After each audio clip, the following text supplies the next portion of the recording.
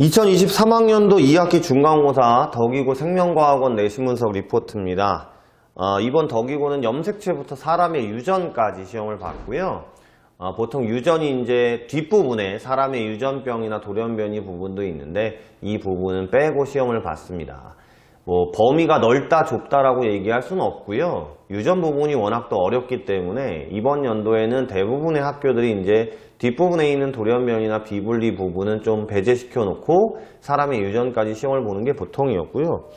이번 덕이고 시험 범위는 특징적인 게 뭐냐면 우선 서술형이 있긴 하지만 문제수는 22문항 정도로 문제수가 좀 적게 배치가 되어 있고요. 그렇다고 해서 너무 많이 고난이도 문항을 배치한 게 아니라 고3 학평 수준에서 3점짜리 이상 수준의 고난이도 문항은 한두 문항 정도를 딱 배치를 해놔서 학생들이 기본적으로 유전 공부를 얼마나 했는지에 대해서 정확하게 파악할 수 있지 않았을까? 기본적인 유전 실력을 정확하게 물을 수 있는 문제가 되지 않았나 라고 생각이 드는 시험이었습니다.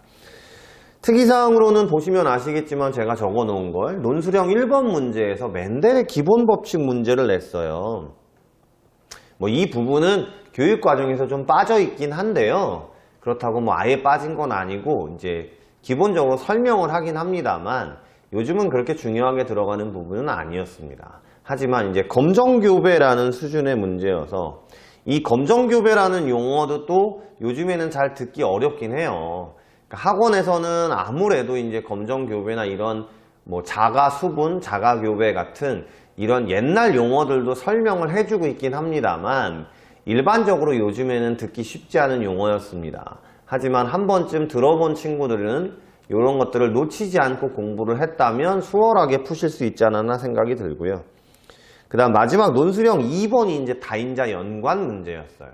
그러니까 연관이라는 용어도 요즘에는 이제 같은 염색체에 존재하는 유전자 이런 식으로 이제 용어 정리가 되어 있는데 이 연관 문제가 아무래도 이제 감수 분열하면서 연관되면 유전자가 같이 움직이는 내용에 대해서 학생들이 기본 공부가 잘 안 되어 있으면 이 연관 문제가 또 굉장히 어렵게 다가올 수 있는데 그 부분이 또 다인자와 함께 출제가 됐기 때문에 이 마지막 논술형 2번 문제 파악에서 결국 등급이 좌우되지 않았을까라고 생각이 드는 시험이었습니다.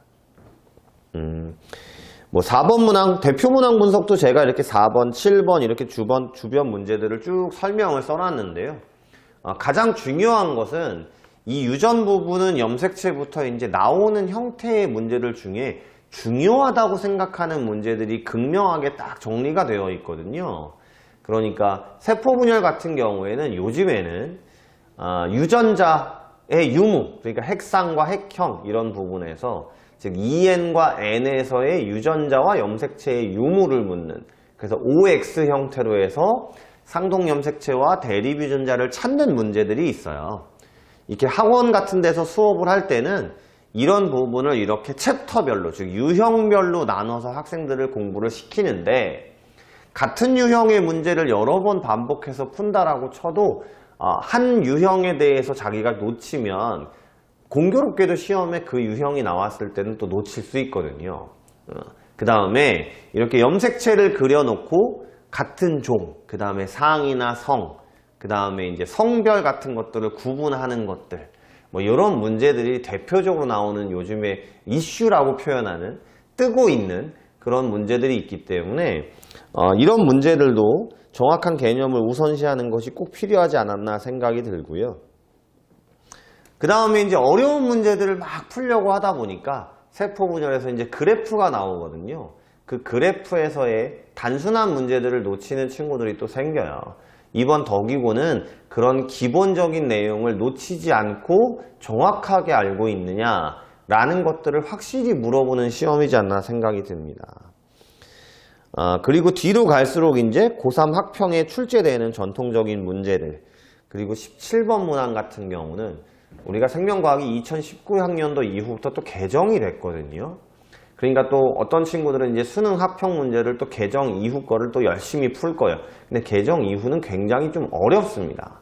그러니까 기본적으로 수능 합평 문제라는 것은 2학년 내신 수준의 기본 내용이 되어 있는 친구들이 이제 그 경쟁을 통해서 등급을 나누는 거잖아요.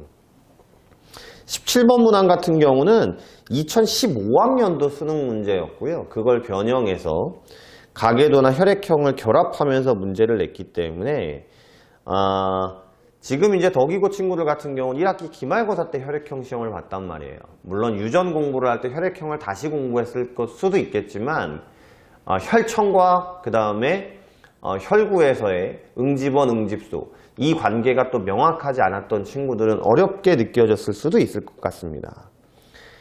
19번 문항, 20번 문항 이 두 문제가 이제 고난이도 문제라고 판단이 되고요.